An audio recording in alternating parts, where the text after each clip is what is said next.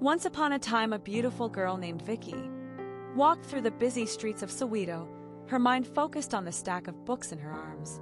The university had been demanding, but she was determined to succeed despite her financial struggles. She had dreams bigger than her modest background. That day, she was late for her lecture on entrepreneurship, a subject she was passionate about. Little did she know, this day would mark the beginning of a journey that would forever change her life. David, an engineering student who had also been working odd jobs to cover his tuition, hurried toward the same lecture hall. His part-time gig as a boda motorcycle taxi driver had delayed him, and as fate would have it, he bumped into Vicky at the entrance. Books scattered on the ground as they both apologized. The brief exchange between them, though mundane, held a spark they couldn't quite explain.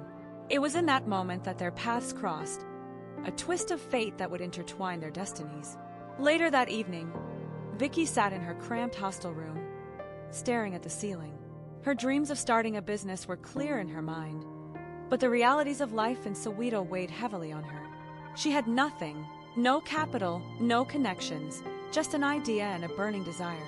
The small job she did at a local cafe barely covered her rent, let alone provided extra money to save. Meanwhile, David shared a similar struggle. Between his classes and work, he hardly had time to breathe, yet his mind never stopped buzzing with ideas. He wanted to create something of his own, a business that would uplift him and his family from the cycle of poverty they'd always known. The problem was always the same: money. The university had taught them how to dream, but no one prepared them for how hard it would be to make those dreams a reality. The next day, after a particularly exhausting class, Vicky and David found themselves seated together in the school's small cafe. What started as casual conversations soon turned into something deeper. They discovered that they shared more than just the same financial struggles. They shared a vision. Vicky wanted to start a fashion line, combining modern styles with traditional Ugandan patterns. David, on the other hand, dreamed of creating a tech platform that could support small businesses in the informal sector. As they talked, their ideas began to merge into something more cohesive. What if they could combine their talents and start something together? Vicky's eye for style and David's technical skills seemed like the perfect match. As the conversation grew more animated, the spark from their first encounter ignited into something much bigger: hope. They decided to work together, not just to survive, but to build something that could change their lives forever. Their newfound partnership didn't come without its struggles. Juggling their academics and trying to start a business on the side was harder than either of them had anticipated. Vicky continued to work at the cafe, often staying up late into the night to sketch out designs for her fashion line. Her fingers would ache from sewing prototypes with the few materials she could afford, but her determination never wavered. David, on the other hand, was spending long hours driving the boda, trying to save enough money to buy a laptop. His dreams of building a tech platform remained just that, dreams, until he could afford the tools he needed. Every day, he faced the dangers of the city's traffic and the exhaustion that came with working nonstop, but like Vicky, he refused to give up. As the weeks passed, Vicky and David spent more and more time together, working on their ideas and trying to find ways to scrape together enough money to take the next step. Their friendship deepened into something more. It wasn't just their shared dreams that brought them closer. It was the way they understood each other's struggles, the way they encouraged each other when things felt impossible. Late nights at the cafe turned into walks through the streets of Soweto, where they would talk about their future, both individually and together. Though neither had spoken it aloud, they both felt the growing attraction between them. Yet, amidst the hustle and the struggle to make something of themselves, neither dared to fully acknowledge it. For now, their focus remained on the business they dreamed of building. One evening, while sitting in the school library, David turned to Vicky with a bold proposition. "What if we took a risk?" he asked, his eyes gleaming with determination. "We don't have the money right now, but what if we start small? I know a few people in the tech space who might help, and you've got talent. We could start selling your designs online." Vicky hesitated. The idea of selling her clothes online excited her, but without any funds, it felt like a pipe dream. David, however, was persuasive. He convinced her that they could start with what little they had, using social media to reach potential customers. The world was changing, and they needed to adapt if they were going to make it. After hours of discussion, they agreed to take the plunge, armed with a borrowed laptop and a phone with a cracked screen. David set up an online store for Vicky's fashion line. The site wasn't perfect, it was basic and lacked the flair of established brands, but it was something. Vicky began posting pictures of her designs on social media, and within a few days, the first orders trickled in. It wasn't much, but it was enough to fuel their hopes. Every sale brought them closer to their dream, and every bit of profit was reinvested into materials and equipment. They worked tirelessly, balancing school, work, and their fledgling business. It was exhausting, but for the first time, they felt like they were moving forward. As the online store gained traction, Vicky's design started attracting attention. Her unique blend of modern styles and traditional patterns caught the eye of young women in Soweto, who were eager for something that represented both their culture and their aspirations. Word of mouth spread, and slowly but surely the orders increased.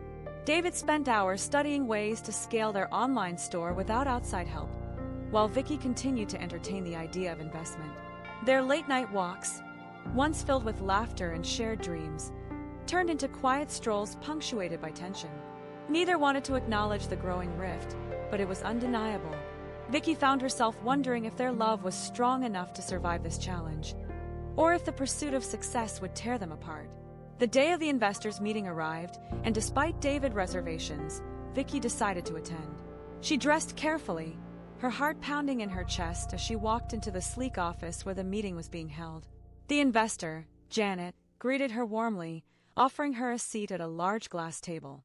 "Tell me more about your business," Janet said, her smile encouraging.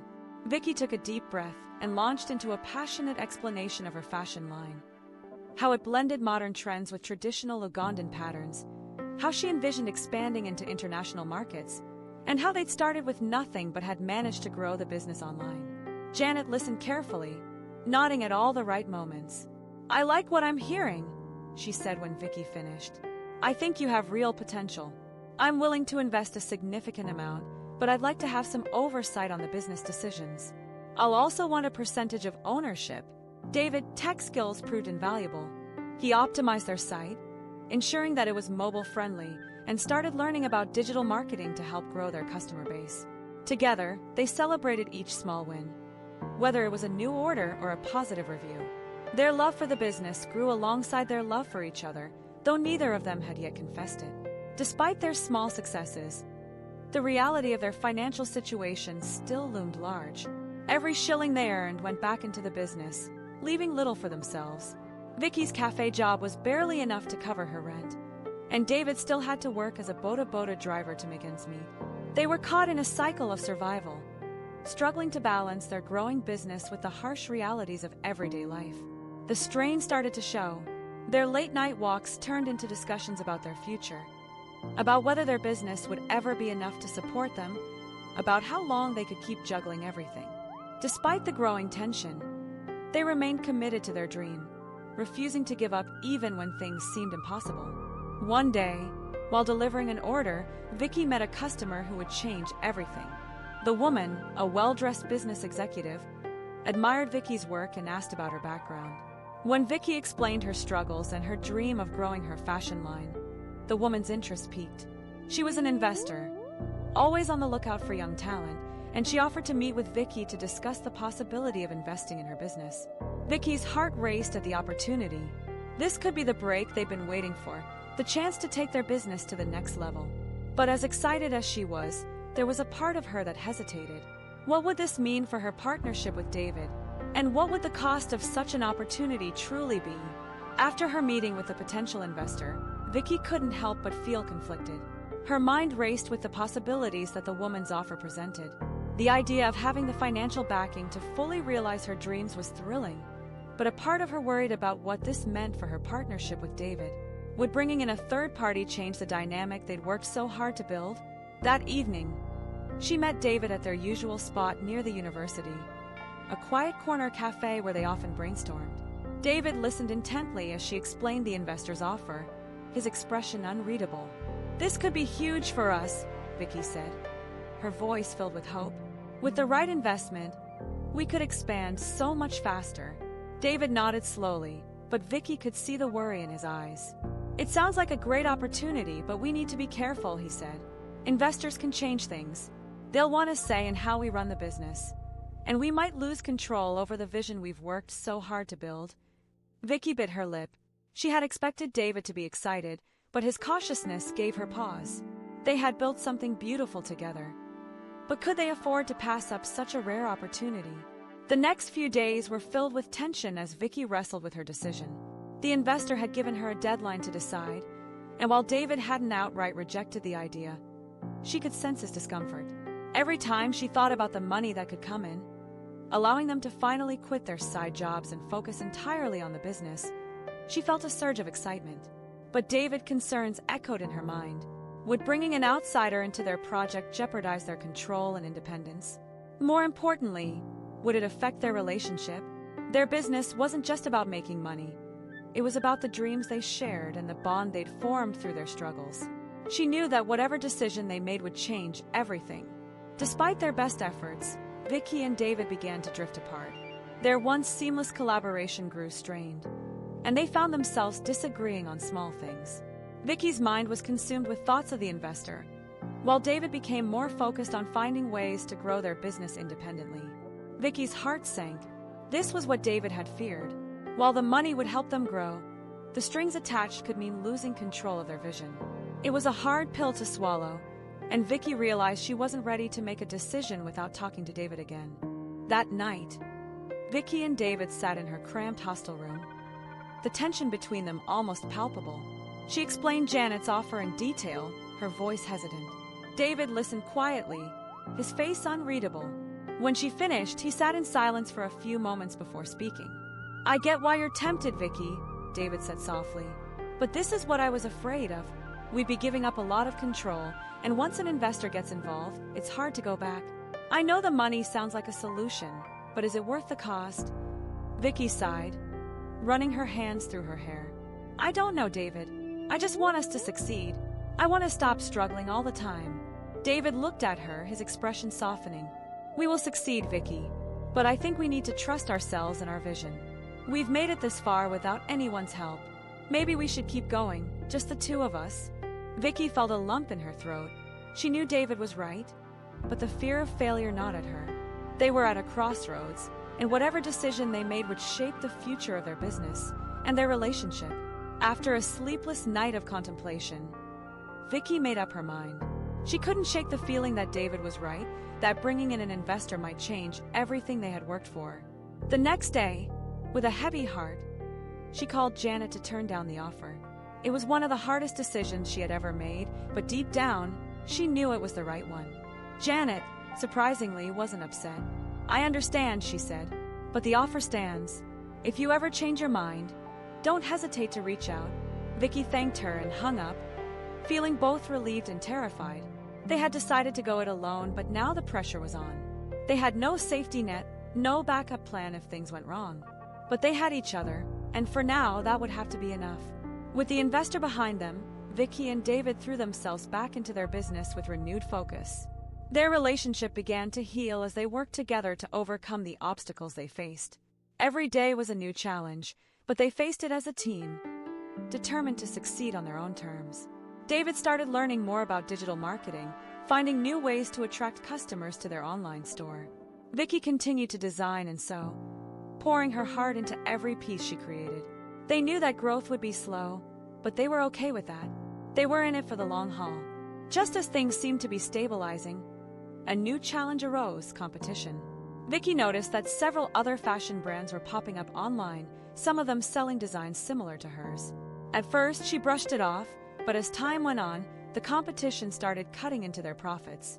David, too, was feeling the pressure. The tech world was rapidly evolving, and other startups were beginning to offer services similar to the platform he had envisioned. It seemed like everywhere they turned, someone else was doing what they were trying to do, only faster and with more resources. The pressure began to mount again, and once more, Vicky and David found themselves facing an uncertain future. Just when things seemed at their lowest, Vicky had a breakthrough. She realized that while other brands might be copying her style, none of them had the unique combination of modern fashion and traditional Ugandan patterns that she had mastered. She decided to lean into that identity, creating bolder, more distinct designs that celebrated her heritage in a way no one else was. David, too, found inspiration. He began focusing on the underserved parts of the market, small businesses in the informal sector that didn't have access to the tech solutions larger companies used. By narrowing their focus and leaning into what made them unique, they began to carve out their own space in a crowded market. With their renewed focus, Vicky and David started to see progress again. Their business was growing slowly but steadily, and they began attracting attention from media outlets and influencers. Vicky's designs were featured in a local fashion magazine, and David was invited to speak at a tech conference about his platform. For the first time, they felt like they were gaining momentum. They weren't rich yet, but they were building something real, something they could be proud of. And more importantly, they were doing it together. As their business grew, so did their relationship. Vicky and David had always been close, but now they were almost inseparable. They spent every waking moment together, working, dreaming, planning for the future. Their love had deepened over time. And though they hadn't spoken about it directly, it was clear to both of them that they were more than just business partners. Late one evening, after a particularly successful day of sales, David turned to Vicky and smiled. "We're going to make it, aren't we?" Vicky smiled back, her heart full. "Yeah," she said softly. "We are." As their business began to attract more attention, they found themselves approached by several more potential investors. Some offered large sums of money, promising to take their business to the next level. The temptation was great, especially as they struggled to keep up with the growing demand for their products. David, however, remained cautious. He reminded Vicky of the decision they had made before, how they had chosen to retain control of their business and grow it at their own pace. But this time, Vicky wasn't so sure. With each passing day, the pressure to expand grew, and she found herself wondering if they could really afford to keep turning down such lucrative offers. The temptation of wealth began to put a strain on their relationship once again. Vicky couldn't shake the feeling that they were missing out on a golden opportunity, while David remained adamant that they should continue growing slowly, without outside interference.